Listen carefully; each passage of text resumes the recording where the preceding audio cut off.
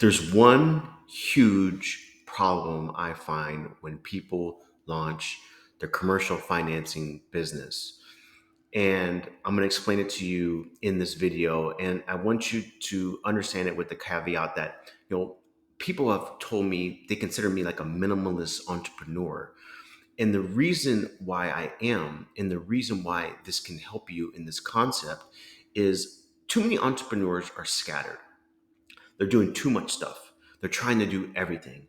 And the point is, the biggest mistake I see people make when they launch their businesses in equipment or commercial finance is they're not niched and they're not focusing on niching down as granular as possible. Because you should have one system, one method, and one product. You shouldn't be trying to sell everything to everybody. You're going to waste your time. You're not going to make any money and you're going to spend a lot of money. So let me explain. When you're a minimalist entrepreneur, what do? You focus on one thing. And since 2003, I've only focused on equipment financing. I don't do working capital. I don't do MCA. I don't do bridge loans. I don't do SBA loans. I don't do real estate loans. I don't do anything else. I focus on one thing. And when you focus on one thing, you become an expert in it. And you have leverage because people know you as the expert within that one thing. You become known. Secondly, fine, equipment financing is my niche. That's not the end of it. You got to niche down even further. What subset of equipment financing are you going to do? Me, only medical equipment. Only medical equipment. So you're even niching down further. And even within that, you can niche down further. Maybe you'll do electronic medical records software. I've done that before, been very niched in that before. Maybe you only do ultrasound financing, been very niched in that before. And even within ultrasound financing or electronic medical records, there's niches below that because there's particular pieces of equipment you could only work with or go after because maybe you understand it's a sweet price point. Because think about it, if you're going to do ultrasound financing, why would you want to do portable ultrasound machines that are $9,000?